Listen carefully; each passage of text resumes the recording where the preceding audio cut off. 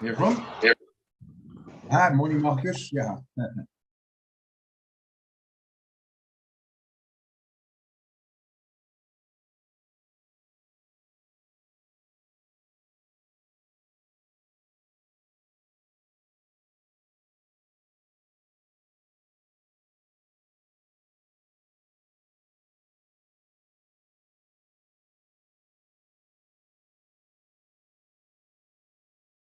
Morning.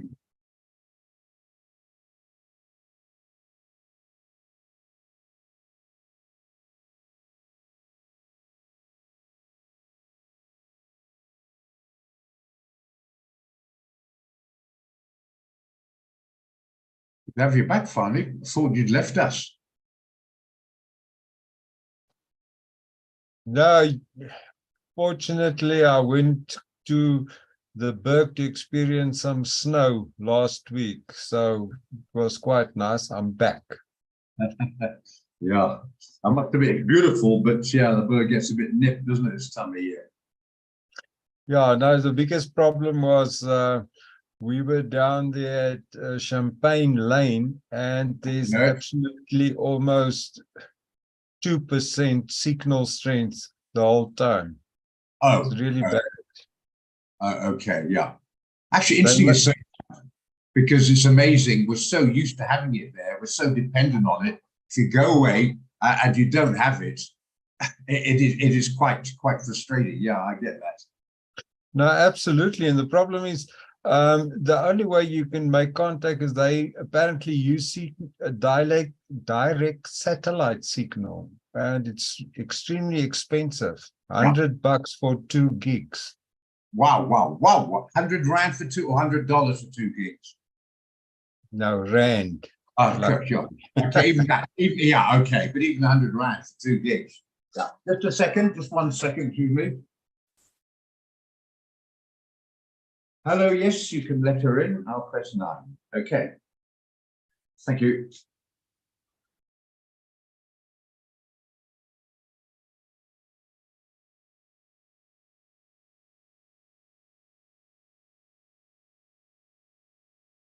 Okay, right. Just been asked to start off by just saying hi to everybody. So I haven't shared the chart. I'll do that in a minute. It's now just coming up. It is right on the spot, 9:30. I just want to say hi, and where I'm going to take you. Some newer guys come in, so it's a good point they're making there. The idea behind this, I know the old guys know that, but it's the new guys. It is a trading room. It's not a training room. So the basics of the trading room is after you've got just a little bit of knowledge and you know how to operate the MetaTrader 5 platform, it's encouraged to join us here in the trading room. It's like a family, it's a forum where we discuss trading ideas and sometimes, hey, finally, vent our frustration when the market behaves somewhat strangely at times, okay? Or basically strangely means doesn't always operate in the way you want it to. Suppose that's life, hey? So yeah, we will be discussing economic fundamentals and interaction in trade ideas, looking for trades at all times, and very importantly, a clarification of areas which you're not sure of. So if you've gone to a couple of classes and yeah, you hear what they're saying, but you're not sure what they meant by that, then absolutely ask here, and I'll do my best to clarify it. If I can't, I'm sure one of the guys here who've done it before will assist you. The important point is we're all on the same side. We're all kicking the same goalpost. So it's not sort of where we're trying to get cleverer than you or you get cleverer than us or whatever. It's to try and understand and learn various strategies and techniques, etc. As I mentioned many times, I'll mention again, the thing I try to assist very importantly on is to try and correct the things that can be corrected. In other words, you can control the controllable. You cannot control the market. That is very important to understand. You can ask the best expert in the world, is the NZD-CHF going to go to 0.56 or 0.55? Nobody in the world knows. So you're going to take through knowledge, experience, practical, an area where you can say, I'm taking a view that I see a specific direction.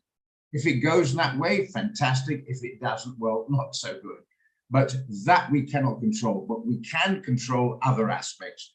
I will be printing, as I normally do, the economic calendar, the dollar index, which we need to keep an eye on. Know things like that the dollar will be, so the US markets will be closed today because it's Independence Day from the colonialist pigs of the UK guys, the POMs, eh, Farney?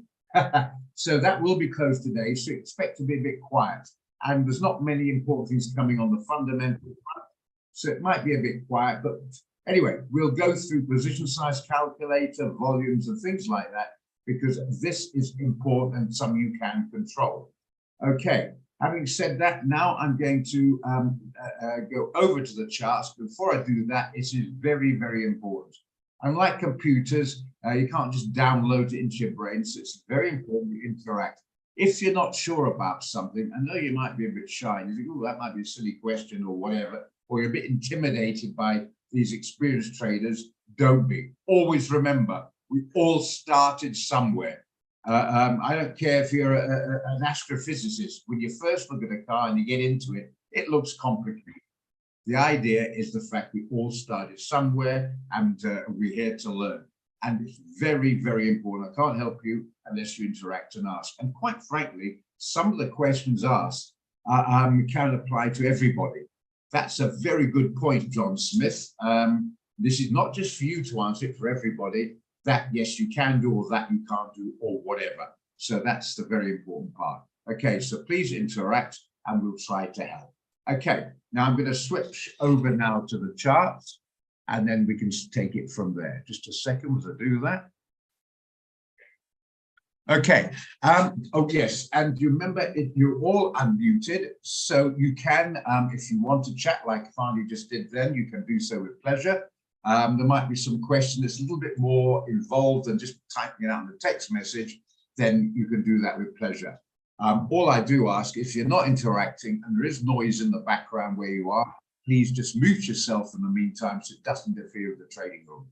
And quite honestly, we don't want to get yourself embarrassed. You can have a fat argument with your spouse and then we're all hearing it, because we all record it and put it on Facebook and you'd be very embarrassed. Only joking, but guys, yeah, please, if you're interacting, what a pleasure. If not, okay, please mute yourself. Otherwise, you can clearly see you've got a chat line. There it is on the Zoom, and you can print your questions there. If I miss one, you can print it again, because I've got two screens. I'm looking at you now, but I've turned to the right, I'm looking at my charts. So I'm looking at my charts, discussing something. I might miss a comment or a question or something. No harm in saying, by the way, don't forget, I did ask about the dollar, whatever it is. I'll come back to that. Hope that's all clear. Okay, well, let's go and look at a couple. We haven't got any trades out at the moment. I'm looking at this particular one, maybe a short, but let's have a look at a couple. Okay, right, let's start off. Sorry, 1 second. Morning. Morning. Okay. Yeah, let's start off with the dollar. Sorry, the dollar. So the gold. XAU USD is basically gold, same thing. So easy to say gold, so I'm going to say gold. Now, Lance, interesting question came as gold up as we're talking. I'm hearing, I saw your thing there, Gerard, by the way, and the guy on there is pleased to say most of the stuff he's saying is what I've been saying, so there's no big contradiction there. But he seems fairly negative on gold. I hear him and he's talking technically. My major fear with gold is not just the technicals, it's just the fundamental area. And I've mentioned this before, the dollar is inversely proportional, not always, nothing always, but generally speaking, to the movement of the gold price. Just a bit of, so you know what I'm on about. Just a second, I'm going to copy and paste for you guys here. Right, that's the dollar index. If you got it, obviously that's great. If you don't have it, it is very important that you just copy paste it and keep it minimized like I do. I've got two screens. I can look at the dollar index. I can look at whatever. But if you haven't, just keep it minimized and have a quick check of the move of the dollar. Okay, morning, Pietro. Okay, the other one also is very important is the economic fundamentals. I'm just going to give you a quick copy and paste there. Just give me a second, because when it's quiet, I can go through this stuff here. Just a moment to do that. And I'm going to do as well what we call the yields on the 10-year note, bond, or whatever. It's a US Treasury bond or note. Don't have to complicate it. I'm just giving you the purpose behind having it. So those three you can do. Right, come to my number and name in a minute. I will explain that. So if not always, there's a big fear factor in gold. A dollar could come down, but there's a lot of fear going on out there. Gold might go up. But normally speaking, if you see the dollar going down, normally the gold goes up in exactly the opposite direction. You got that. Morning, Vasilo. Morning, Jody. Great. Now, the other one I've copied and pasted is the 10-year note, the yield, not the bond itself, the yield. We're into the yield. That's the return. You know, you put an X amount in the bank, you're getting a yield or an interest rate. You're getting a return. That's the yield. Right. Now, the yields, higher the yields, the more negative it is for gold. So I'm just going to mute everybody.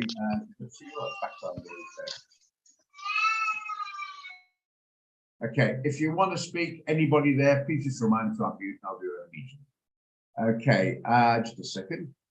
Let this person. So the bottom line is you keep it there. Don't have to overcomplicate it. Just say, the yields are rising and the dollar's rising. Expect a negative on gold.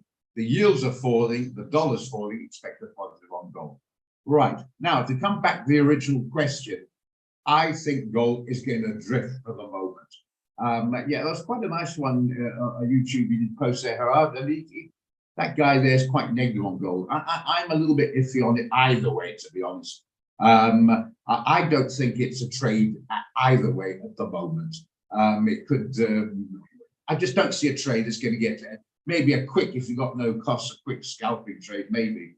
But to get a clear direction at the moment, I'm not sure. Now, the markets are closed today in the US. That's important because that's the biggest player of the lot. Then we're going into Wednesday, Thursday. Now, what happens Wednesday? The fundamental, economic fundamental point out something called the ADP, stands for Automatic Data Processing. That's usually a what's the word? Looking for, can't be the right word. A forward area of the likelihood of what the jobs are doing in the United States. It'll have some movement of the market, but don't rely on it completely. But it's still a fundamental of 3-star. Thursday comes up, and again, we've got the jobless, weekly jobless claims. That has an effect on gold and the dollar. And then the big one on Friday is often called the jobs report, but the name is the non-farm payrolls. That gives a clear indication how many jobs have or have not been added to the US economy, and there's a clear indication on inflation, which has an effect on interest rates, and it affects the world. Okay, so that's the big one that comes out once a month, not always, but most on the first Friday of the month at 2:30 our time, or 8:30 New York time. We're not worried about New York, we're about our time, so 2:30 our time. So those big ones coming out, I'm expecting a bit of sideways movement on gold. It might pop up a bit, pop down a bit. Either way, if you're in it long, from the signal you came out with, you'll be in a profit. Hallelujah, fantastic. Modify your stop loss, as always, to protect that profit. But as always, don't get it too close. If you put it 1926, you might as well close the position and take your profit, because you're going to get stopped out in the up and down noise or movements. Okay. But yeah, so make sure you've got a bit of distance, but make sure you don't lose the trade by modifying it. Hope we're all clear on that. Otherwise, I'm strongly suggesting don't buy or sell it at this stage. I'm sorry I went on about, but I want you to know the reason why I come up with that.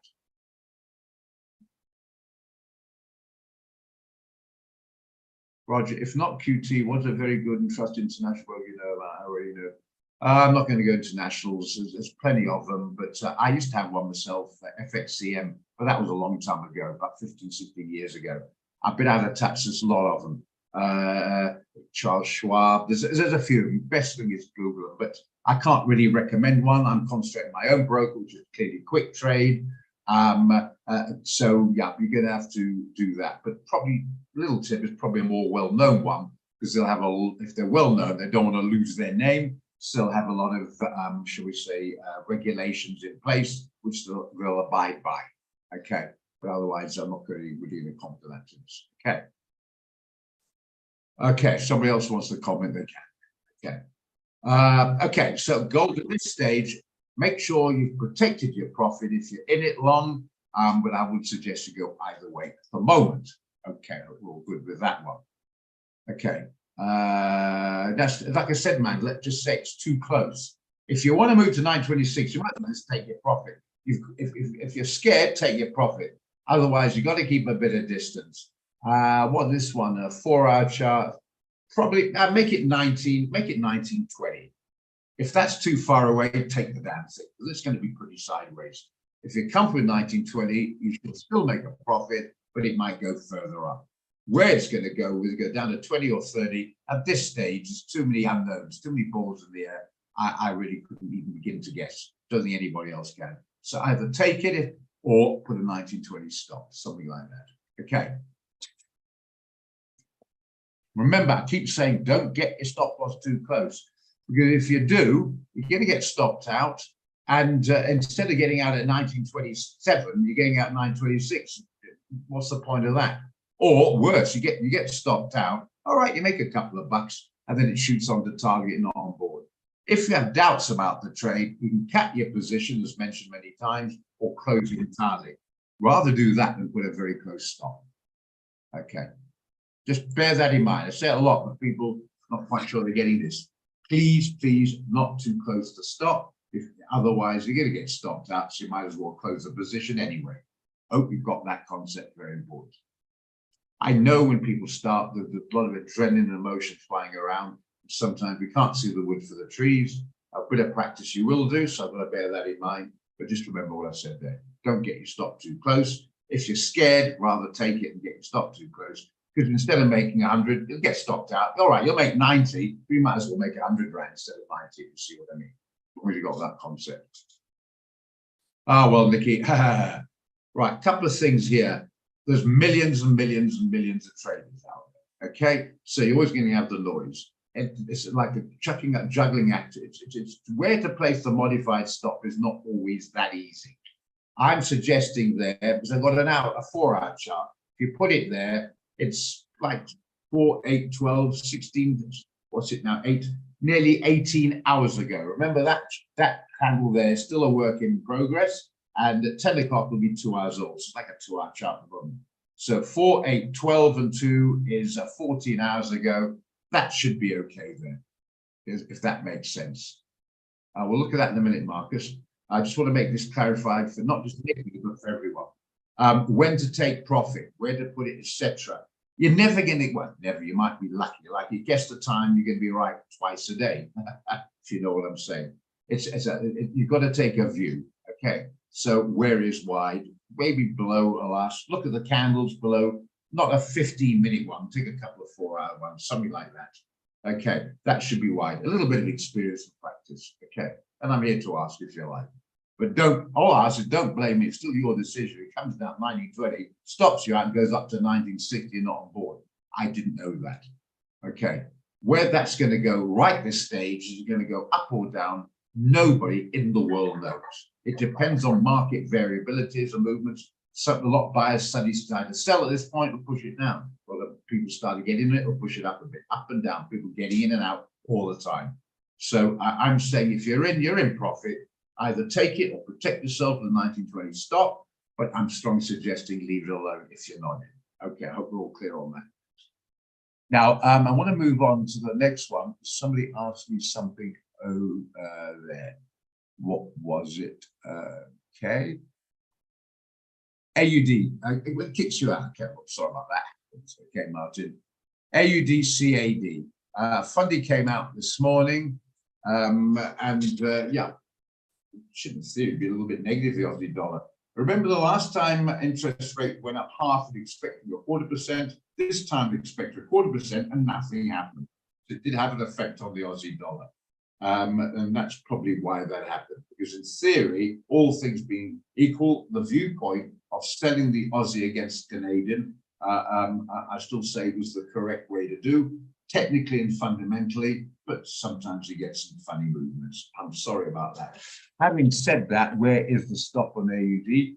88.50. Yeah, it would have been stopped out. Sorry about that. Yes, it did. Okay, that's why you have a stop. That's why a position size calculator, and that's why you work out the volumes that if you do get stopped out, it's not going to make you jump off the tallest building without a parachute. You get my point. So it happens. Yeah, it is disappointing, and I empathize, I do that, but it happens, as you know.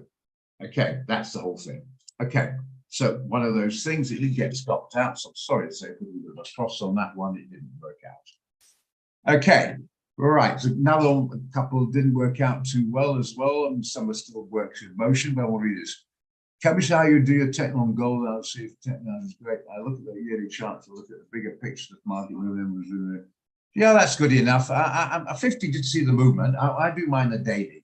I just do the gold show, that's what you are. I usually do them daily. I've done 4 hours well, but I don't do a tech analysis on the 15. I only use 15 to see any movement coming in. It's like zooming in and out. Put it back on gold. Right, I take first of all a quick look at my DXY, that's the dollar index, DXY is the code, and look at the yields, see them going up and down. I sometimes listen to a little bit of Bloomberg in the morning, know the American markets are closed, that gives me an indication what's happening, overall picture. Then I look quite rightly at what I look at the technicals is, in a nutshell, all it is not, there's so many fancy technical indicators, etc. The bottom line, what the technicals are telling you is what the buyers and sellers are doing. That's what you want to know. I said this before. I don't care whether you think that's a piece of junk, but if the people are buying it, the price go up. I don't care if you think it's a piece of wonderful, wonderful product, whatever it is. The people are selling it, the price will go down. That's called the price action, and that's what we want to do. What is the majority of buyers or sellers? And we can sort of go and just, zooming out, not zooming in. Okay, zooming out. Okay, I have on there the 50 and the 200. The 50-day is the blue. I spent a bit of time on this. I haven't got any trades really on it. Okay, because American market's closed. If you find one, we'll stop immediately and look at it. Just bear that takes precedence. And then the brown one there's a 200, simple moving average. I'm not saying day or hour because it depends on what chart. So 200 hour, 200 day, or 200 times a week, or 200 months, or whatever, depending on what candle you're looking at. So we've got the day, so that'll be the 200 day, the brown one, and the dark blue one's the 50 day, both simple moving averages. Right, before we look at the black and the magenta one, I want to point out, I'm sorry guys, you heard it before, but you guys, this is very important. Put them on there, go to insert, put those on there and save your charts, because this is internationally used and it acts as a filter. And if you can keep an eye on that, you'll get a lot of simple, easy trades to look at without delving in with hordes and hordes of browse by analysis, if you see what I mean. Okay, so I'll look at that and I see, where is the candlestick at the moment? Is it above the blue or is it below the brown? No, it's between the two. So it's in what I call the neutral zone. If it's above the two, it's in the strong zone. If it's below the two, it's in the sell zone. So unless it's undervalued or overvalued, like up here, I will be looking to find an entry as a buy. If it's above the both, a buy or sell between the two, or below that, I'll be looking rather leaning on the sell rather than the buy side. Generally, there's no 100%, but generally speaking, area probability, if you like. The 100-day one is this one, also quite useful, but this is very useful. This is quite useful. And the 10-day is a fairly short-term one, gives some idea as well. I quite like all 4 of them, but the essential ones are the blue and the brown. So 10, 50, 100, and 200 if you like them, put them on your chart. And then when you've done that, right-click, go to templates, and then save the template. So and put your name, and it eventually comes up. There you go. Put your name in there and press save. And therefore, if you lose your charts, you can just go back to templates and there, restore them from that lot there. You might like some charts without the 100-day. You might like some charts for the 20-day or a 25 personal choice. You can save 2 or 3, 4, 5 of them if you like. I've got 1, 2, 3, 4, 5, 6, 7, 8 ones saved. Okay, so you can always go back to ones you saved and flick around. Very important. I also advise them on explain this. If you want to say anything about, see anything about the properties of a specific symbol or instrument, left click on the one you want to look at, right click on it, and then left click on specifications, and that gives you information on that specific symbol. So you'll know contract size, margin, etc. Look at that there. That's correct. That's correct. Most important are the 50 and the 200, but the 10 and 100 are also useful, and I use them all the time.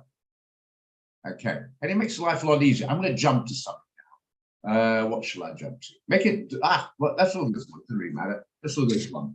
I could look at that. It takes a bit of practice, I get that, but it's not horrendously complicated. Say, it's difficult to suddenly change gear without when you first started, but after a while, you can chat to the passenger and you didn't know you changed from second to third, back to second, back up to fourth.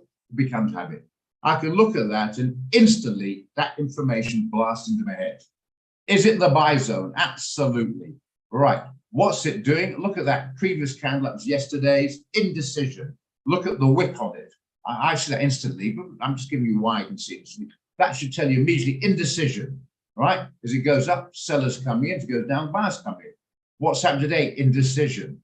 Okay. So what is the preference on this one? Is to buy it because it's gone up, it's come down. You see, it's not a very strong support. There's a little bit of support there. What you're doing with support, you're doing a previous high there, a little bit of a high, low there, or whatever. You get the idea. Just look at that. You can see that on the crosshairs. It's a bit clearer there. You can see there quickly it's a bit of support. So the idea, therefore, was now looking to buy it. That's the first thing coming in here. Bang, look at that, looking to buy. Then I say, is there much action? Not much. Is there much happening in the markets today? Not much. We're going to put the stop. If I put it down there, it's too far, and this will be very long term. I need a very, very wide target to make the risk-reward ratio worthwhile. Putting it down there, I'm at least about 160 pip target. Well, I can't get it on this chart. At least I don't think I can. It's always worth checking. Give me a second. You look at that there, and you take it to the top from where the market is now. You might squeeze it, but it's pushing it. So I would say quiet markets today, quite an important, very important fundamental coming out on Friday, a couple more. The pound is reasonably strong because of major inflation. Now, you know, you might not know that. I mean, say, yeah, that's a little bit of knowledge you pick up. Is high inflation, very high interest rates. The projections more high interest rates remaining and maybe more increases, which normally strengthens the currency. So it's more pushed up for that reason. Anything bloody wonderful about the pound, I must admit. The dollar's a bit iffy at the moment, slightly on the weak side. So there's a likely move up, but it's too quiet. The risk reward to me doesn't justify it. To me, there's not enough meat on the bones at the moment to go for it. Maybe a bit of practice, a bit of experience, but the bottom line, the technical basis, whoever asked the question, I forgot now, last thing it was, so I don't think much more complicated than that. I'm not worried about all the fancy names of the candle. I'm looking at what the buyers and sellers are doing. Is it in the buy zone? And look at the economic calendar to see anything major coming out today on the pound or dollar or ain't. And then I just go with that specific trend as long as I can get a risk reward. And as long as another one, you get a bit of action. You might say it looks a pretty good trade, this one, I'll buy it. But then you look at the previous candle over the last 2-3 weeks, and at a range of about 40 pips. Do you want to tie your money up, stuck in a trade with about a potential, no guarantee of a 20, 30, 35 pip profit? It's not worth it.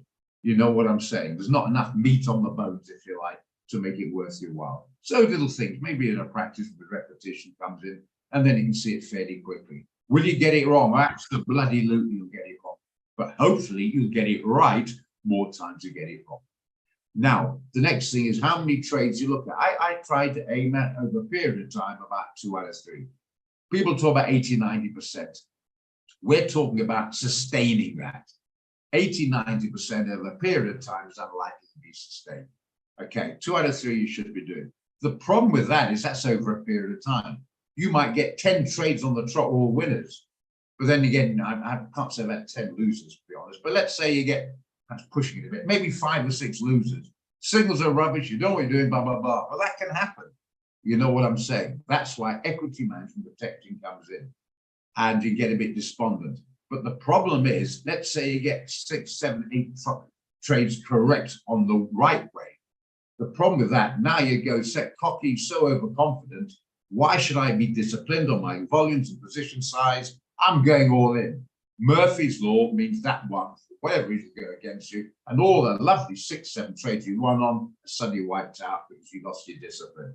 That's life. That's part of trading. So be disciplined on it as well. No. That is market depth. Ignore it. Don't worry about it right now. Let's get rid of this. Simple as that. Okay. All right, Sam?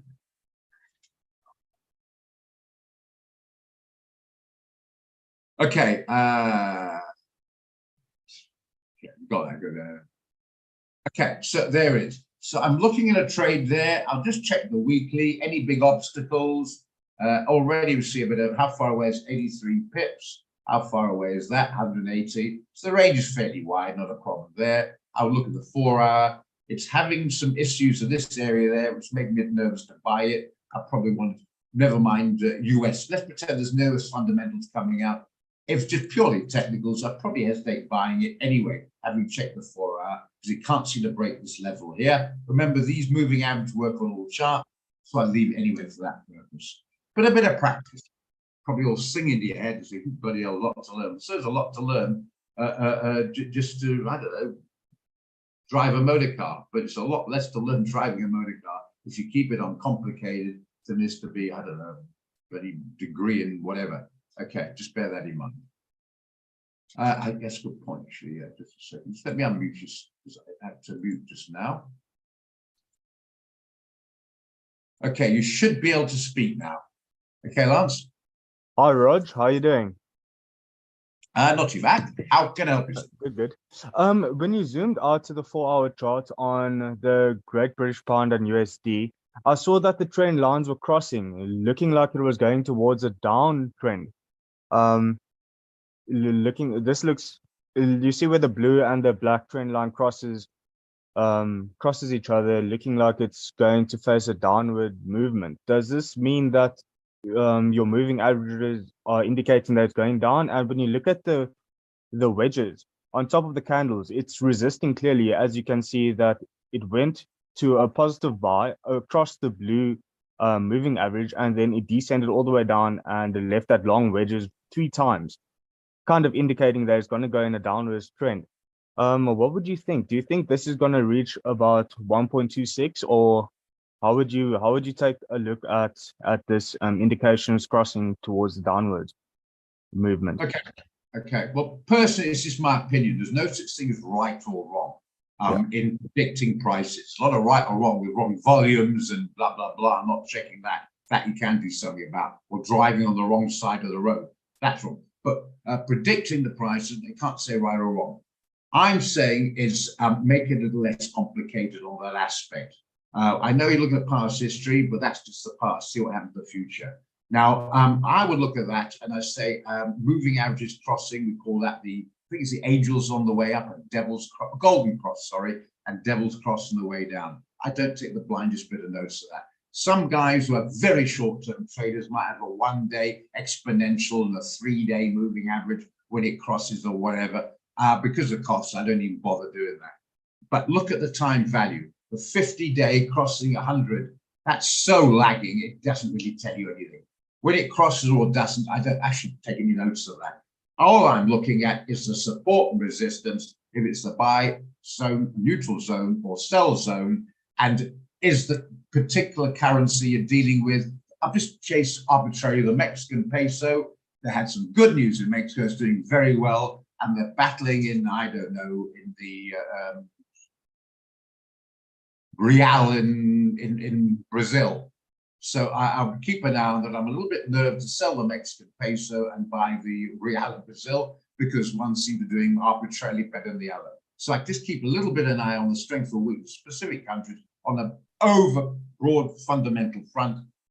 Keep an eye on the candle, see if we get any buyers and sellers in, and then see if it's going to break above a specific line or not. The crossing or uncrossing, I'm not that personally. That's just way I'm too worried about.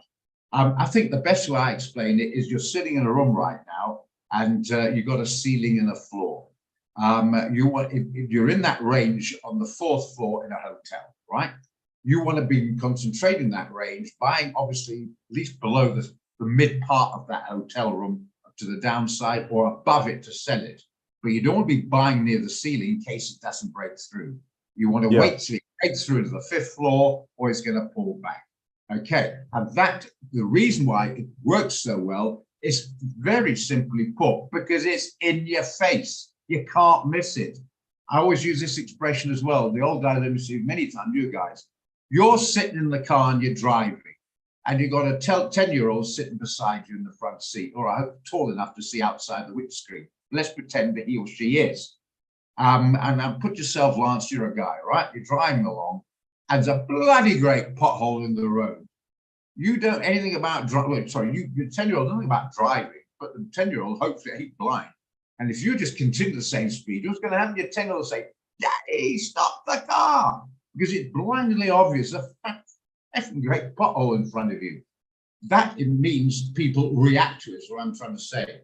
You see a high on the screen, and it goes back. There's a high, right the way across there, and it hasn't broken through there the last couple of years. Clearly, that's not a glass ceiling. It's not even a little concrete ceiling. It's a double thick steel ceiling. So you wouldn't want to be buying on the preemptive it's going to go through there. Rather, you still strong, you want to buy on the pullback, and then you'd be aiming it there. Right, eventually it does break through. If you're seeing it break through, not a problem. Then you go, once it's gone up, poked his head out. Is it okay out there, or is it fright? It's outside the comfort zone, he might come back again. He pops his head out, comes back, tests that was a strong area of resistance, and it pops up again. Hang on, it's not too bad in the 5th floor. Forget the 4th floor, I'm going to stay in the 5th floor. Then you can buy it with your stop down there and take it up to the ceiling of the 6th floor, if you get on the 5th floor, sorry, if you see what I'm saying.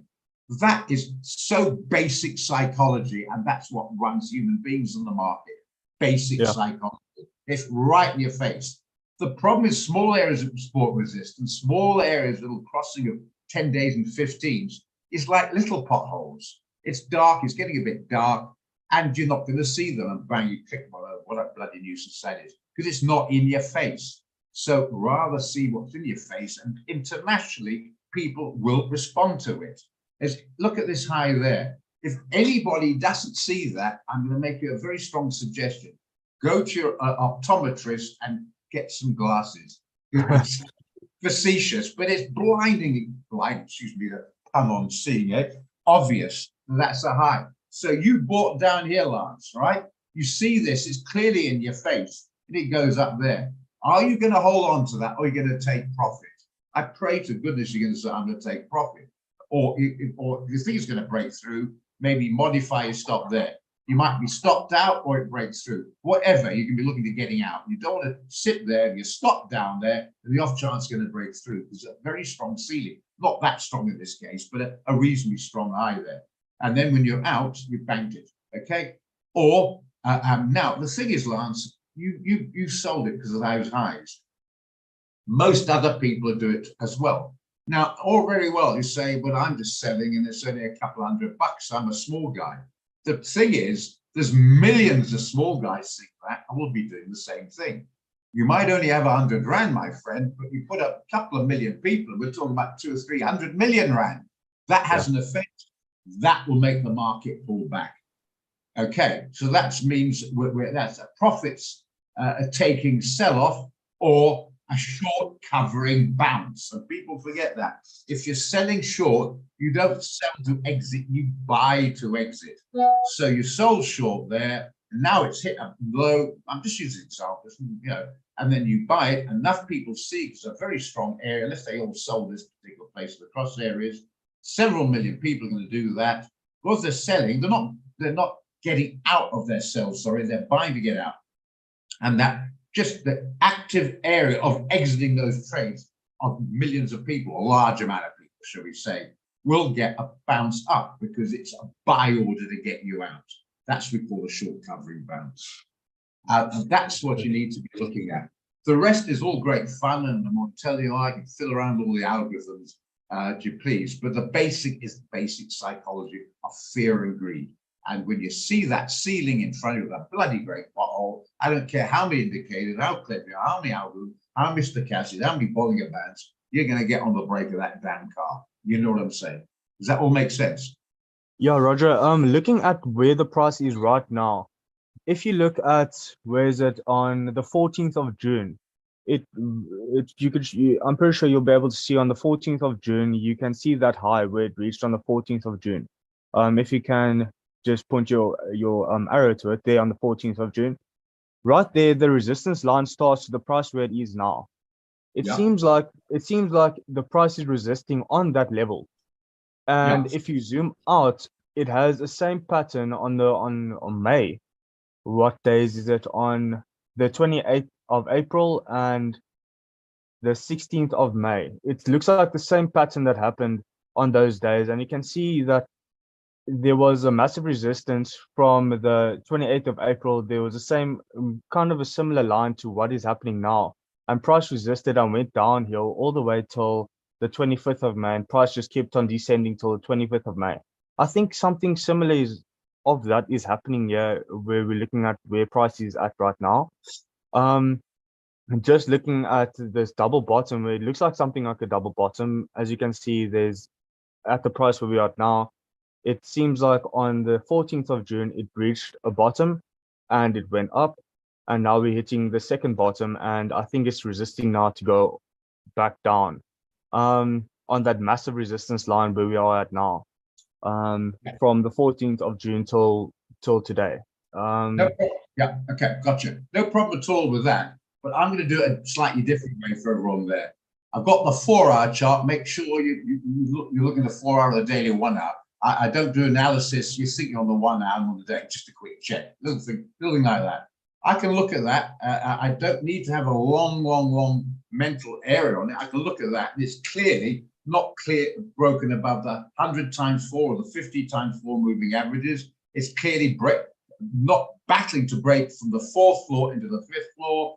I look at the daily, similar situation. I know the dollar is going to be close today. I'm looking, just zoom.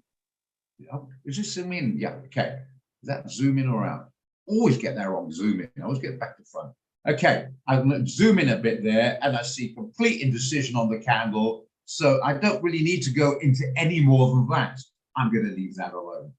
I would therefore look at it if a fundamental comes in that powers the pound, or I see some dollar strength come in, I'd sell it or something like that. But I need some jerk in some direction to give me confidence to say I'll take a view on a buy or sell on that one. It didn't happen yesterday. It's not happening at the moment. On the daily, you can see a bit of resistance there. You can zoom out a bit and out a bit, etc. Same sort of principle on the daily, just been speaking about. Going back to May, it's right at the ceiling on the 4th floor. It's not pulling back to buy it. It's not breaking out into the 5th floor. Leave it alone. It sounds pretty uneconomical. It sounds pretty simple, but that's really what it is, in my opinion. And it's worked okay. You get it wrong sometimes, but simple as that. I don't think it needs really to be complicated any more than that, to be honest. If you feel, guys out there, everybody feels they want to look at flag patterns and previous head and shoulders and all the rest of it, do it with pleasure. Is that a morning star or an evening star candle or bearing government? Play around as much as you like. I'm saying there's a reasonable size ceiling there, ain't breaking out. Look at the previous candles in a microsecond. You can see indecision. It's not got a direction either way. Leave the damn thing alone. Move on. That's as simple as that. And I think it'd be a lot easier for a lot of guys to uncomplicate. Otherwise, when they start, they see all this stuff, they go to YouTube, see all this stuff, and no wonder they get bewildered. Bloody great pothole. Stop the car, guys. If you get my point. Any questions on what Lancer I said there? Anything to add on that? Because this is quite important. Since we don't have a trade new one out at the moment, or I'm looking at one potential, but this is really what I want to get across. We can be proud by analysis, over detail something. The basic thing is you want to get in that car A to B. Whether it's got a fancy twin over, I'm not an engineer, overhead camshaft, or this, that, and the other under the bonnet. The bottom line is, can I safely get from A to B? Okay. That's quite simple. I use it a little bit of sport because it's quite used to black line, but I'm talking about the blue and the brown. That's 200, and that's the blue one is the 50-day. These are all over the world used, internationally, universally, whatever words we call it, used. Now, is it above the 2 or below the 2? So that simple. Well, obviously it's above, so you're looking to buy. If it's between the 2, it's neutral, buy or sell it. If it's below the 2, you're looking to sell it. Right, with the caveat of the fact that you can get undervalued and overvalued. Right, I'm sorry, Pietro, but a house you bought a couple of years ago is going down in value because a lot of criminal gangs have moved in and the price, unfortunately, has now gone into not that great an area. So you'd be looking to sell your house. Now, you have to have it was valued R1 million on the market, right? And it's falling down, but it ain't going to fall down to 0. You know what I mean? It's going to be some area, even though the gangsters have moved in, there's going to have some value. I don't know if it's going to be 900 or 807, but it might be perceived out there when it's got down to 600,000. Gangster, no gangsters. This is bargain hunting stuff. I'm going to buy it. So you're buying the house in the sell zone. Vice versa. He's bought in that area. We're going to get sorry about this. R1 million house, and it's starting going up and up and up. Now, with all due respect, Pietro likes his house, and it's just a lovely place, and that's why he's bought it, and he's put a lot of work into it, blah, blah, blah. And he's got in his head, obviously higher than he's bought it. Now, everyone's got a value when you sell a house, Pietro being a estate agent, of I want to sell my house, and you've got to try and diplomatically say it's worth 1.1 million, because in my head it's worth 1.3. However, the price is, we're both wrong. It's gone up to 1.4, 1.5. What is Pietro going to do is much love a house, and he gets to, let's say, 1.5. He thinks it's overvalued. So what's he going to do? Bloody hell, I like this house, but let's get out before anyone changes their mind. And he's going to start selling that lovely house because in his mind and other people's minds, it's been overvalued. So that's why you sell in the buy zone and buy in the sell zone when it's clearly undervalued. Not clearly, but that's a big word, that. When it's perceived as under or overvalued. Otherwise, you buy the pullbacks here or sell it near resistance there, and buy it in a neutral zone there near support, or sell the bounce, sell the rally in the sell zone. Does that make sense? Have you got? I try to use things you're familiar with, you know, like house buying, car buying, whatever, or relationships, having an argument with somebody, because those aspects impound very much. Don't forget the emotional impact, and we're all got them, so it does affect. And once you see it, it makes it a lot easier and clearer. Okay. Yeah, you do on the phone, Jody, but try to trade on the phone where you can do, but very limited. The phone to me is a portable thing to quickly check the prices. I mean, I knock off my computer in the evening, but I can just quickly grab the phone and quickly check to see whether I should modify a stop or exit, or how my trades are doing. You know what I'm saying? But I've said before, I've said to you guys here, if you want to go into business, any business, there's 3 things you need. You need to have the equipment, you need to have the knowledge, and you need to have the capital. And if you try to compete on an international market with no knowledge, not very good equipment, and virtually no capital, you're not putting the odds on your side. Okay, so yeah, simple as that. The problem is human psychology. We naturally want, we don't naturally give. And we resent giving, but we want. So you want to give as little as possible, want as high as possible. Unfortunately, in reality, there has to be some sort of fair trade-off. Okay. Everyone wants a R2 million house for R1 million.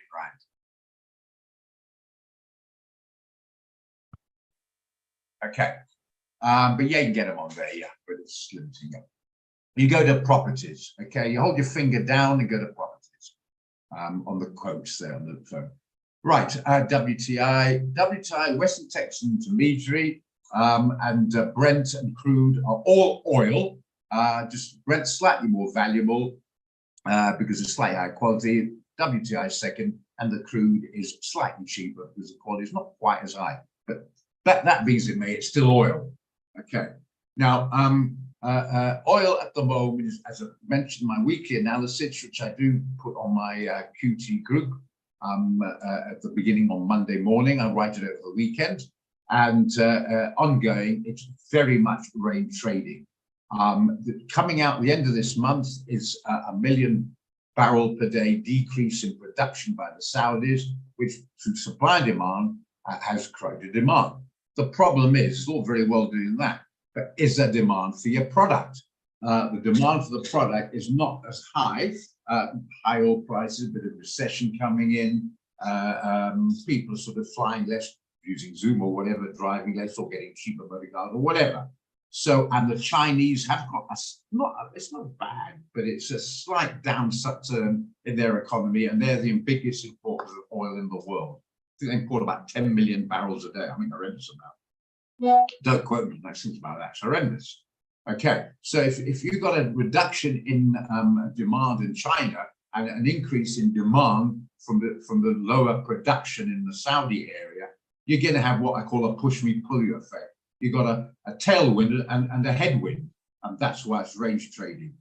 We did have a trade out. It's done okay. It was on Brent actually, but never mind, it was on oil, and it's done okay. Some guys are still in, some guys have stopped out in the profit. Either way, I don't see a buy or a sell at the moment. On the daily there, it's clearly in the sell zone. So if you must do it, maybe look for a sell, but I think some fundamentals kicking it around at the moment. And it is also affected by the dollar.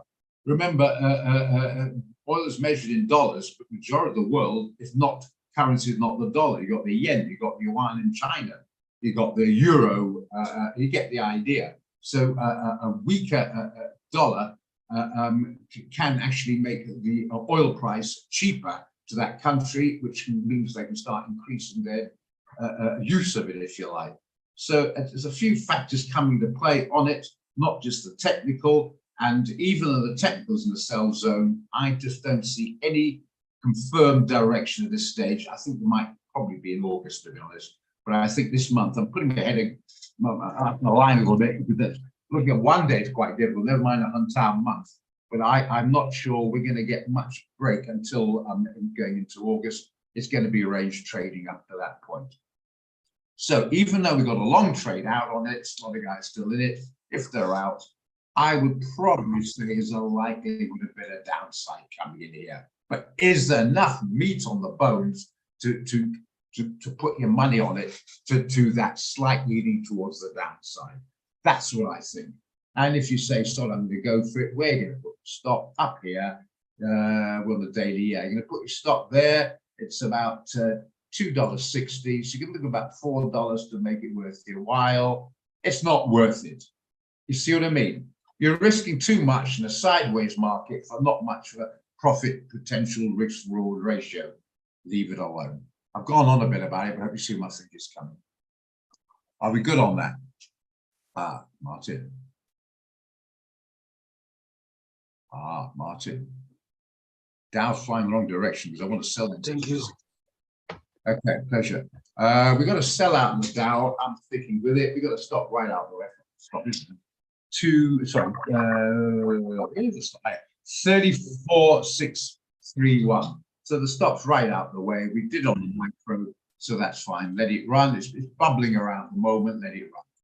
Okay. NZDCHF. We'll come to dollar yen in a minute, but NZDCHF is what I was going to suggest as a potential trade for today. I wanted to get it a little bit higher up near this guy here. Let's look at the 4 hour. Yeah. I wanted to get it round about these levels. We discussed it this morning. Every morning we have around about 8:30, something like that, depending on what we call an in-house strategy meeting, where we look at potential trades and discuss it amongst ourselves there before we send it out. And I wanted to short this. I like it, potential. It was agreed, slightly better price. It seems to be holding on the 4 hour. You can see those moving averages seems to be holding, then the sellers come back in again. Let's look at the NZD and the CHF. Which do you think is a stronger currency without even looking at the chart? I think most people agree with the Swiss franc. If you didn't know that, I'll tell you why. The Swiss franc is neutral. It's not a euro. It's not the Eurozone. It's not the United States zone. It's a neutral currency, and it's not totally around import exports because they've got major banks there where people like to tuck their money away outside the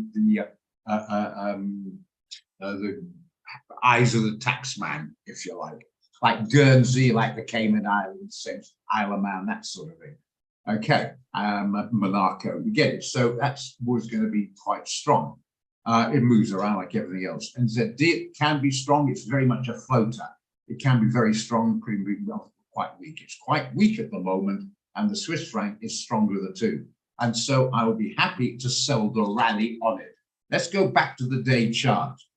Is it below the brown on the blue, or is it above? If anyone says it's above, again, go and see your optometrist.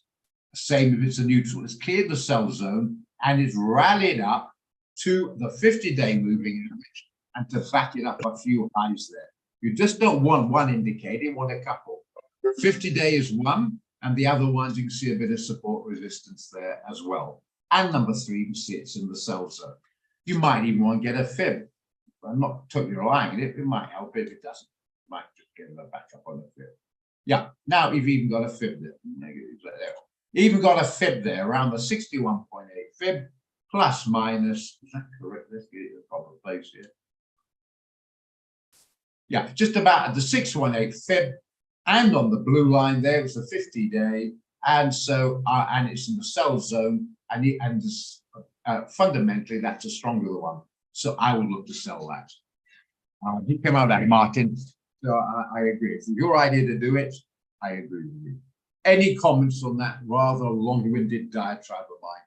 Sorry, Lance and company. Well, fine as used to be. I tend to talk rather a lot, but as long as you're getting some learning out of it. 100%, Roger. 100%. No worries.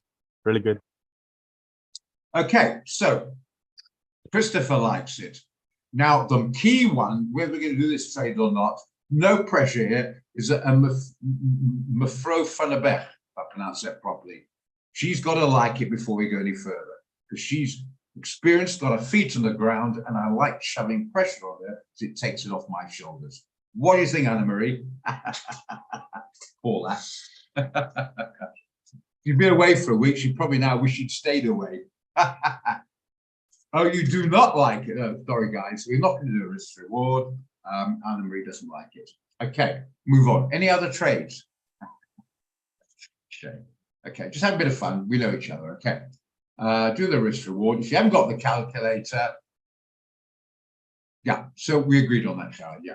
If you haven't got the calculator, it doesn't work for the phone, works for the laptop, go to the live chat and go to technical support and get it downloaded. You do not go shopping without a budget. You must know how to budget, and this does it for you. We're looking to short, so I change that from long to short. Okay. We want to go in at market, or we can do a pending order either. Instant means market. That market will move with this price here. If it's a long, watch it change from 26 to 32, because that the difference, the spread. Long you buy at that price, on a short you sell at that price. It does it automatically. Now you're going to put a stop loss in. We need a stop out of the way. We're on the daily, correct? I'm just going to move this a little bit. What's going on here? That's a bit better. Right. Now, how far away is that? 26 up. Put it up there. Aha! We're getting something there. What's fun? Make it 5605.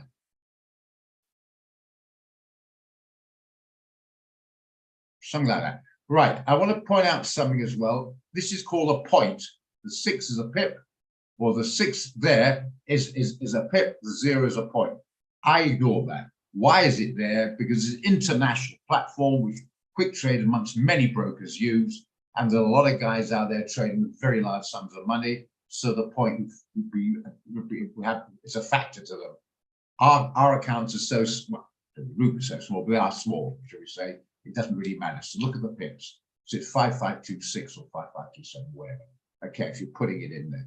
Right, now, can we get a risk reward down there? Where is it now? We clearly can't do that. It's only 80 pips. So we have to try to see anything else on the weekly. No, we can't. So we've got to go back and say, we can't get a risk reward with a stop up there, unfortunately. So if you like it, we've got to make a plan and bring the stop a little bit closer. We can still put it above the 50-day moving average, maybe there. Will we get a risk reward? Let's have a look. 54.45.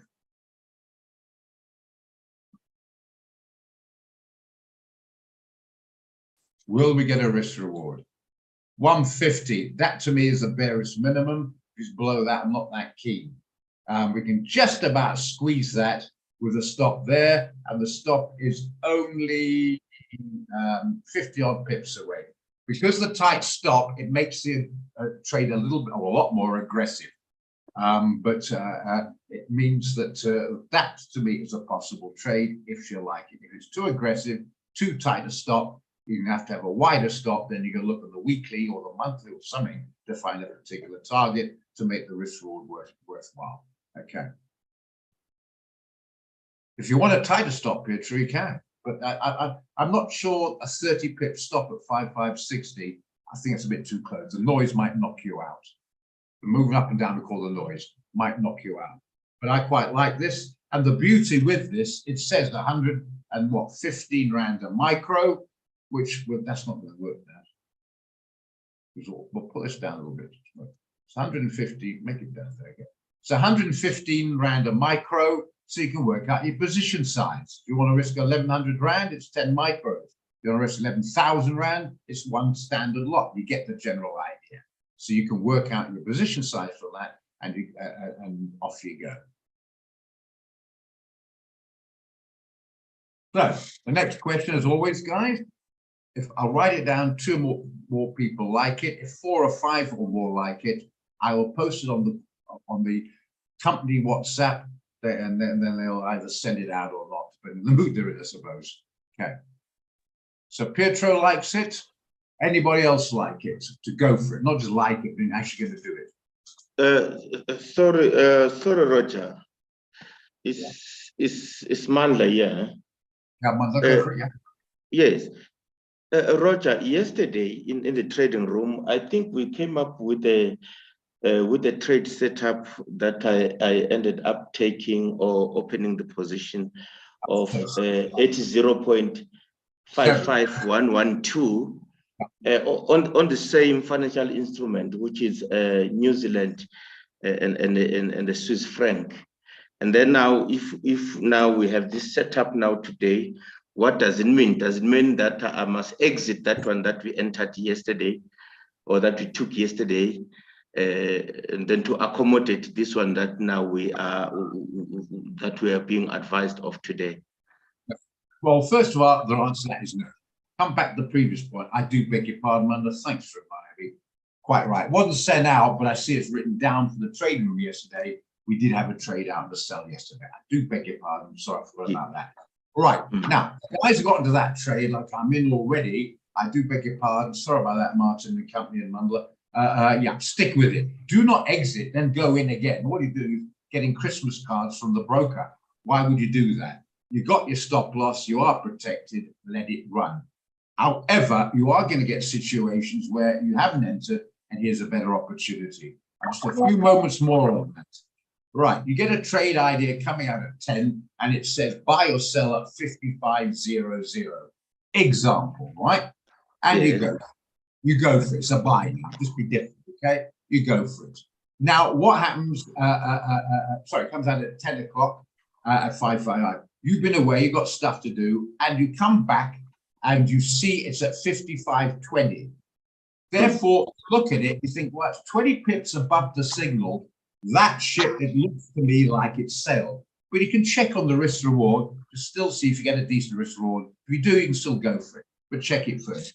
But in all intents and purposes, it's sell. But if you come back and said the signal said 55.00 and it's 55.05 or something, that's pretty close. You can go for it. Now, this is important. Let's say the signal sent out 55, the noise goes up and down. I can't, you can't, we can't pick bottoms and tops. The market ain't going to wait for us, okay? And by lucky you were busy and you come back, I don't know, 12 o'clock, and it's still a good trade, but you caught the bottom up and down noise. Instead of being 55, it's 49.80. You do not buy stop in there, guys. Why would you do that? You're getting a better price. So if it's 55, in fact, I think the signal should say buy at 55 or buy at 10 or whatever, or better. So if you're buying and it's below that, you're getting a better price. The last thing you do is put a buy stop in. What a pleasure, you get a better price. If it's a sell order, the last thing you want to do, if it's higher than the sell price, is put a sell stop in. If it's higher up and you want it to go down, you're getting a better price. You get my point there. A lot of people are putting buy and sell stops in because they're saying, bring back Pietro again. I want to buy your house off you for £1 million, Pietro. And he says, and he turns around and says, no, I'll give you for 900 grand. Oh, no, Pietro, no. I want to buy it for £1 million, not 900,000. Don't stuff me around. He's going to scratch his head and think we've got a right bloody Charlie here. He's got a right idiot here. All right, give me the £1 million, silly bugger. I'm making a joke of it, but you see what I mean. You're getting a better price. The only time we question it when you put a buy limit in or sell limit in, if you feel the ship has sailed. We can check that out. Are we all clear on that? Yeah, I'm okay. Thank you so much, Roger, for that explanation. Thank you. Bye. That's important. We ask these questions. We clarify out for everyone. Thank you, Mandla, for your contribution. I mean that. Okay. The other aspect, people jump in twice. You got yesterday, it was a buy on, I don't know, ABC, and it went up and down. And the next day, it's still a buy, but it's around the same price. The signal might be sent out again. It's not means you double up, you're already in. It means if you missed it, here's another chance. That's all that means. Goodness sake, if your risk is 500 Rand per trade and you go in again, now you're risking 1,000. You're 100% overexposed. That's just little tweaks of thinking. And I know it's common sense, but when the adrenaline's flowing and you're new to something, the emotions can sometimes cloud your thinking. Just be careful of that. So if you're in, all right. If you're not in, well, there it is. Anybody, a few people like it. So I'm going to copy and paste it and see if the company likes it. Just give me a second. But I'm not going to write it up. If you got a better price, lucky you. I'm going to stick with yesterday because that's the one we've got. Okay, so we get a better price. What a pleasure. On that subject, by the way, guys, please say, should I modify my stop? Please say on the question what price you ended in. If I say, yeah, good idea, modify it to so-and-so, but you didn't tell me you went in 5 pips away from the modification, then you're going to get stopped out. So you've got to tell me where, then I can adjust my suggestion to you, okay? Don't be frightened of giving information, unless it's totally private. Just give me a second.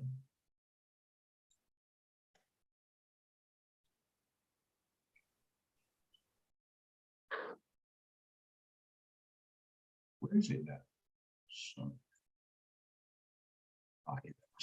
oh.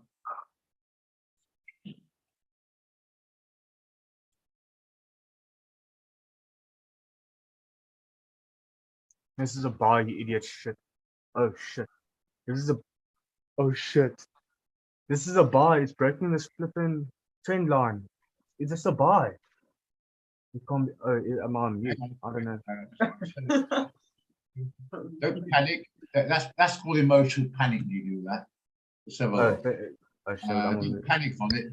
That's why I say you waste your time on demo accounts, because if you take out emotion, you don't have to learn anything about trading. So when you go live, you realize how emotions can affect the trading, and that's what the discipline you need to start conquering. It's very difficult. I'll tell you right now, very difficult. I'm saying, but no, I'm sticking with it. I don't see why you suddenly want to buy it. Okay.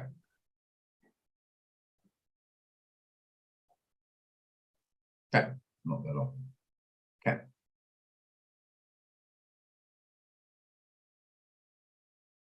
Okay, right. Okay. AUD didn't do too well. I'm going. NZD was giving me some grief as well. We've stopped out a lot. There's a dollar weakened quite a bit. I'm just looking at my DXY. As I mentioned, you've all got that dollar index.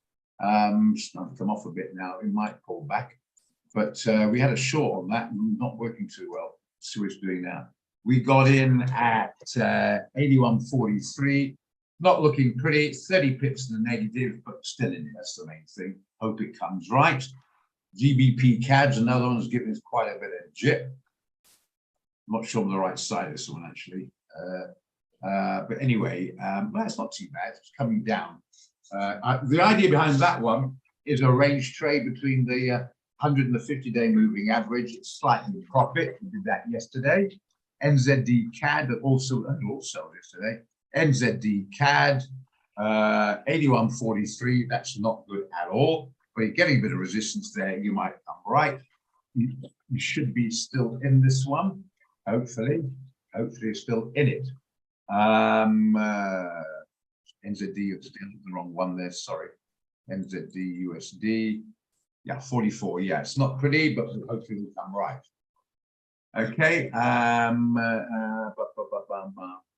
Or just the Dow meandering along. So a couple of profits, some are not too pretty. Give it a chance. That's another one. Bridge into give your trade a chance. Because the emotions all time, you've been trading for a long time, particularly when you start, you go in and naturally your whole brain is willing to go in your direction. Fortunately, the market is made out of millions of people also willing it to go in their direction. And we have to eat humble pie and say we're not the most important person on the planet. So we've got to understand that it will move up and down. So give your trade a chance. If you're going short, see a bit of green come in, don't panic. You've got your strategy, you've got your calculator, you worked out your volumes, so you accept the fact you get stopped out, you can handle the loss psychologically, so let it run. Don't stare at the thing all the time because you're not going to win it. You're just going to send yourself around the bloody bend. You know what I mean? And then because of that, you're going to start taking. But then, you guys, yeah. Just mute you guys for the background there. So yeah, just check it now and again. But if you stare all the time, it's going to, your emotions might lead you to do something that you'd be disappointed with. Okay. Now, okay, Bannery, that's nice. Get a better price up. So are you happy with the short? That's amazing. Obviously. A quick question, Roger. What do we do with trades that we are in when you spoke like NFP? Now, it'll affect all of it, but it will primarily affect mostly be the dollar, to a certain extent oil, but very much gold and the indices as well. Now, let's say you went in non-farms on Friday, remember, and Thursday last week you went into an index or an index, or we went into gold or dollar yen. Sorry, we'll do the dollar yen. I forgot about that. Okay, dollar yen or something. Let's say in about a 30, 40, 50 pip profit. What you do is you don't exit it. What you do is you put your stop loss just above break even to cover your costs, your spread. And if you get stopped out, you haven't lost. If it goes in your favor, it goes from 50 to 100, what a pleasure. Protect yourself. However, if you're in the dollar yen or euro dollar, whatever, and you're down, I can't make that decision for you. You either take the loss or you keep your fingers crossed it's going to go in your favor. Simple as that. Okay. Hope that makes sense. Okay. Right. Well, it should be on guys have bought the course. It should be on there. Fibonacci, trend line, support, resistance, that's the thing. It should all be on. That's what you paid for. But anyway, whatever. You can also go to YouTube. There's not a little chats on the thing.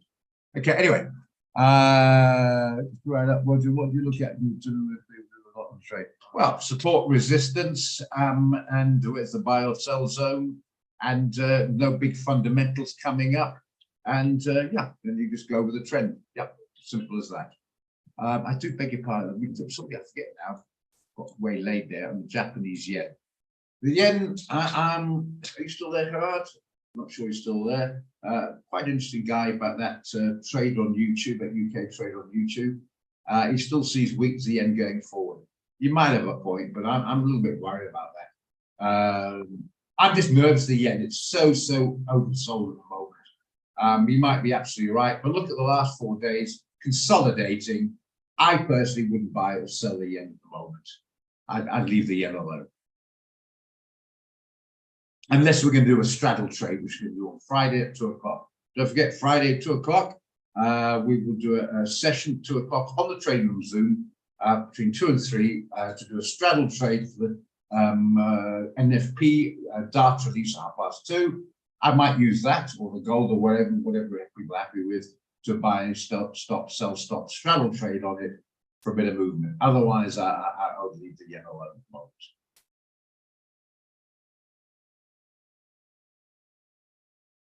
going to ask the question, but leave it alone. Definitely weak. It might continue to be weak.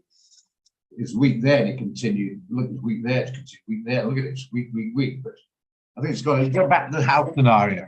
It's got to be some stage where it's going to got some value at the end. Okay, in theory anyway, but I'll leave it alone for the moment. It will be quiet today. There's no major fundamentals coming out, and the American market's being closed. It'll be quiet. That's why I spent so long time on broad over chit chat, not literally teaching. That's for the SMC purchase, the course or whatever. That's their job to do. That's what we bought it for. Just an overall picture. That's why I've been spending some time on it, just to get a bigger overall perspective, and try to get away with overcomplicating it. Remember, analysis by paralysis. You can shove on as many lagging indicators as you like, but it's still not going to give you a high percentage likelihood that's going to go from 144 to 143 or 145. Other bits and pieces, simplify it, and let's see what the price action does. And for goodness sake, make sure you got your calculator so you're not margin called. Which brings back to another one. It's not a day goes by where we don't get a WhatsApp or a call saying, we're stealing your money, didn't hit the stop loss, and you closed my position. Basically, there's too many traders trading without having basic knowledge of why, where, or what.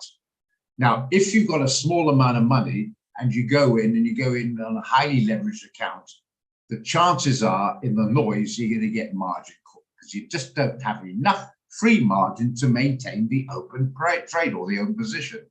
So the point is, if you go in and you've got $2,000 in your account and you're risking too big, and you've only got, once you enter the trade, maybe 50 Rand free margin, the noise, the up and down noise, you get me, could knock you out simply because you've got no free margin. Okay. Now, when you look at your trades, you look at margin level. 80% is the line in the sand. Drop to 80 or below, the biggest open trade will automatically be closed. It's full of margin. It's just because there's no collateral for the market maker to lend you the money when it's going against you. That's what a deposit's for when you buy a car or a house. It's a collateral for the lender. Okay. You're not just going to lend money willy-nilly without checking out the credit worthiness of the deposit. You get the idea. Okay, make sure. So it can sometimes go into slightly minus free margin. That's fair enough. And it's still about 90%. But I'm saying play safe, keep your margin in a plus area and try and keep your margin levels above 100%. If it's, let's say, 100% or 101, the trade idea comes out, however great it is, you can't take it because by the time you enter that trade, you've put more money, the margin deposit, you put more money on the market, which is coming out of your accounts. Your free margin is going to go down, so you're going to get very close to margin call. It'll break your heart if you've got 100,000 Rand in your account and you've got about, I don't know, 1,000 free margin, all the rest on there, and then suddenly, bang, your margin call, and you're very irritated because only 1 million, you got 999,000 on the same principle. Make sure you've got free margin and to be maintained even after you've taken the new trade. So you might have plenty now, but after taking the trade, we have enough. Just bear in mind, okay?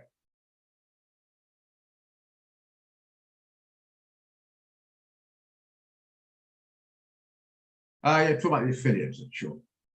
Actually, she's overseas at the moment. Sharon, I think, handles that, but the lady's very good. She's also very good. Wouldn't that lady, how to pronounce it? She's very good, yeah. Okay, all right, so leave it alone. Let's go back. Let's have a check. Anything we want to look at? It's a bit quiet at the moment, so I'm going to recap all the trades, just sort of a little bit sideways.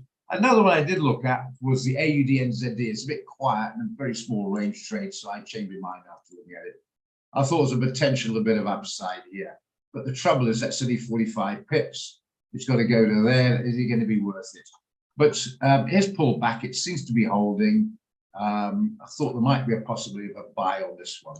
Stop down here. So maybe just down here somewhere. Yeah, maybe a stop below these guys here out the way. Maybe take it up to there. But that's something to look at as a possibility of a bit of a buy. If this range, the 200, was about here, I would be far more keen to do it. Just find this range is a little bit on the tight side. But if you want to do a highly aggressive, short-term trade with a tight stop loss, fairly tight TP. This one you can have a look at.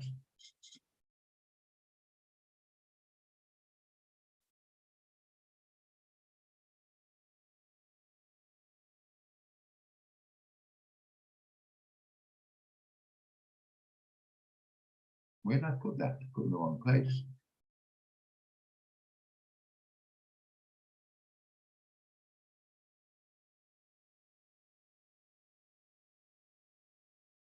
Hang on, where did I put that trade?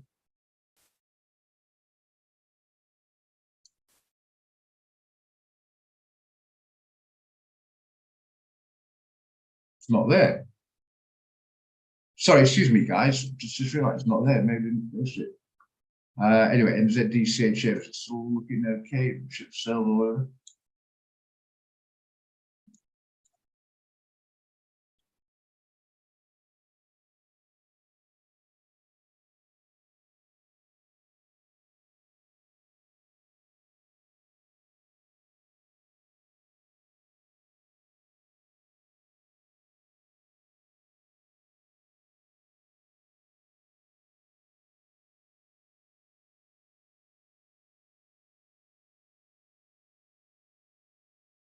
Didn't post it. No wonder there's no. I just trying to see any feedback on that trade idea. And wonder why nothing happened.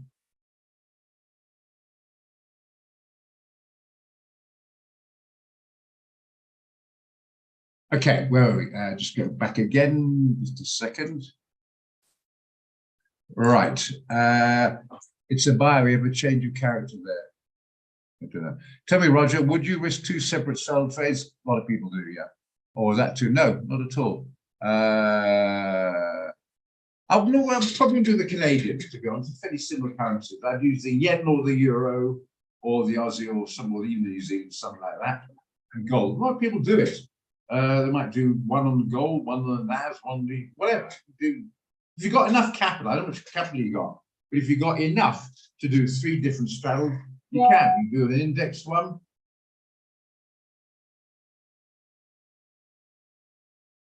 Okay. Okay, Jody, great meeting you. Don't always have that. Thank you very much. Don't forget, Rome wasn't built in a day. Don't forget that. So you need to come as often as you can. Just don't forget that. Now, just I'm sorry to hold you up. The only problem I have with Chris and guys there with the NAS is the spread's quite wide on the NASDAQ. It's about 14, 15 pips. So you've got to put your straddle trade further apart, say 25 pips above and below to account for that spread. You can do it if you like, but with pleasure. But that's the reason why I use gold or the euro dollar or whatever. Okay, I'll probably do gold on Friday. See what you guys suggest in here. If you want me to do the dollar yen, because you take the trouble to come in, I'll do it for the guys that come on board. They're going to follow what we say anyway, because they're not coming every day. But you see what I mean. But yeah, you can do a couple of people who've got Tom for it. Yeah, sure. It just wants the levels in the company that is. So I'm just going to give the levels on that one. So just give me a second, if you would. Hang on a second. 110 in it, yeah. So 0.01, 110, and 180. Shouldn't really have to do this because you've got it per micro. You should be able to do the rest yourself anyway. Do it for the guys. 0.02. 220, 360, 0.03, 330, yeah, 140,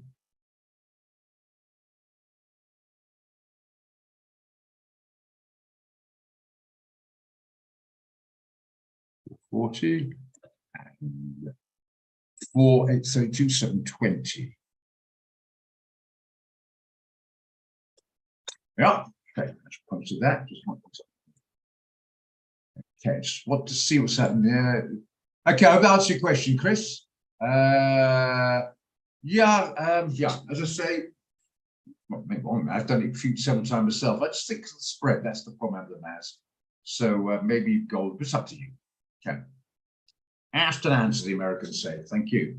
All right, what's the time? Okay, I've got a few minutes to go. hope I haven't bombarded you too much. Don't forget, you need to come regular trading room. You need to bring a pen and paper. Don't expect it's not your fault if you don't know how to fly an aircraft solo after one lesson. It won't happen. You pick it up as you go along, repetition, practice, muscle memory, and all that, and try not to overcomplicate it. And when I started, I couldn't see the chart for all the indicators and all the rest of it until my head was banging. This has been simplified over time. Price action and understanding the emotional aspect of the fear and greed and a few other bits and pieces to get an idea. Keep yourself informed. And that doesn't mean to say you listen to mainstream media. That's mainstream BS. But try and keep yourself informed through the noise that's 24/7 thrown out at us. Just keep an eye on what's happening. Bloomberg's not bad. They're pretty good, actually, but they're not bad. Being unfair, pretty good. You can get on the radio or the TV. I do not get on the radio. I've got stuff to do. Just get a lot of stuff won't apply, but occasionally, if you've got a, let's say, a big thing like Jerome Powell came out the night before, he's the chairman of the Fed, said something. It's time to get some expert analysis on it, pick a few important points out, etc. But yeah, but don't overcomplicate in your head. Okay, any other questions? I hope I haven't frightened anybody off. It is an ongoing process, and yeah, stick with it and it's clearer. Please remember, I don't care if you're a beginner or even it's 10 years, whether this is going to shoot up or down, only we'll know when the market actually reacts to it. Okay, that's an unknown. Please unmute you. Nikki, with pleasure. With a pleasure. Right, Mickey, go for it. Hi, Roger. Hi. I wanted to ask, on AUD CAD, is it a bad idea to do like a quick trade or like a scalp trade on a buy? Or is it because it's now at a worse price than it, because I have the Bollinger Bands in front of me. Is it a bad idea because it's approaching the table, but it's like halfway between the table and the floor? Put the Bollinger Bands actually. I presume you're talking about this guy here. Is that correct? I presume you're talking about AUD NZD. Is that correct? AUD CAD. Or AUDC.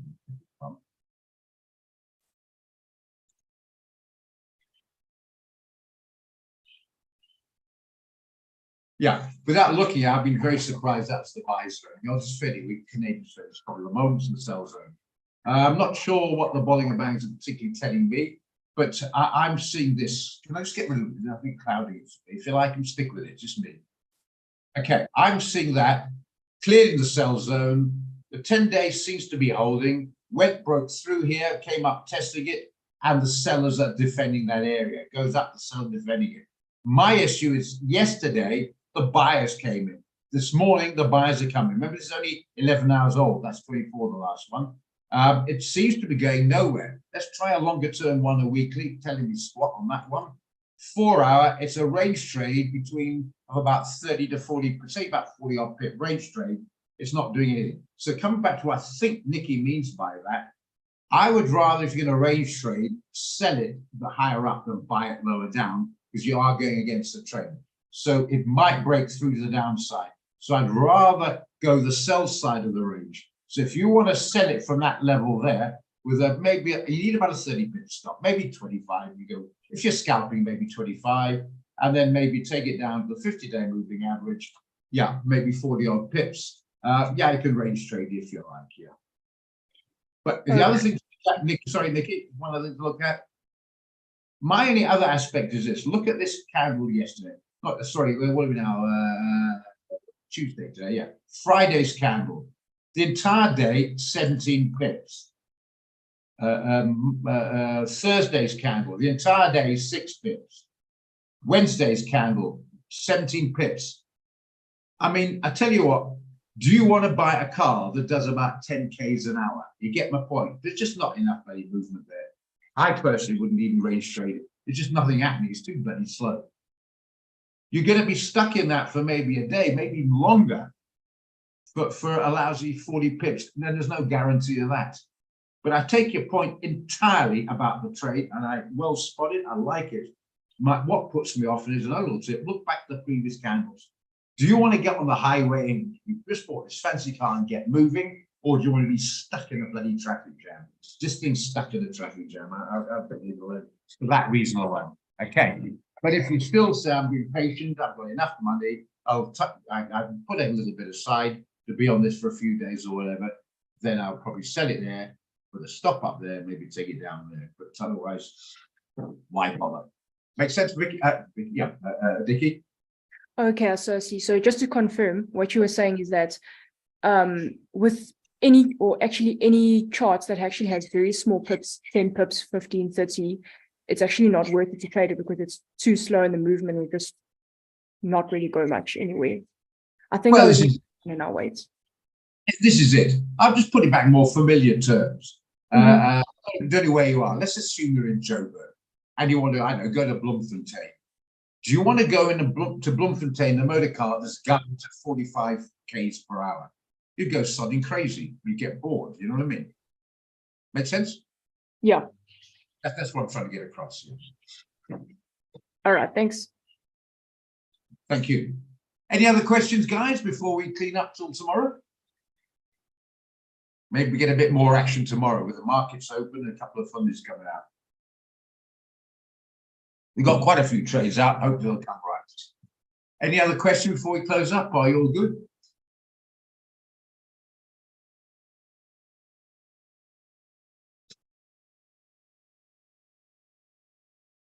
All good.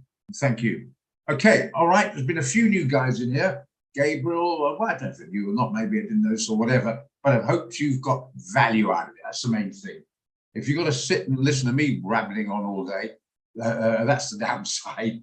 Hope there's some upside, you got some value. That's the main thing. Thank you, Pedro. Yeah, so that's the main thing, getting value. Okay, Marina, all good. Thanks for Lance and Nikki and Mandla, and as always, Anna Maria and Farney and Pedro. Just get the confidence up to interact. If you're a bit nervous to speak, then you can do it on the chat line. But it's very important. If you've got something you're not sure of, put it on there. And I will be honest, I don't know, I can't answer it. I will say so. I won't try and make up a story because I'm too scared to show I'm stupid or ignorant or I don't know. I will say it. Okay. And then there might be somebody out there who does know and point in the right direction. Okay. We're working together, guys. Good. Okay, guys. Thank you very much, Anna. Keep in touch, like I say, Anna. Keep in touch. Great stuff. Hope we have another night. Maybe quiet today, Anna, but you had a nice day yesterday. Well done. Cheers, guys. Go well.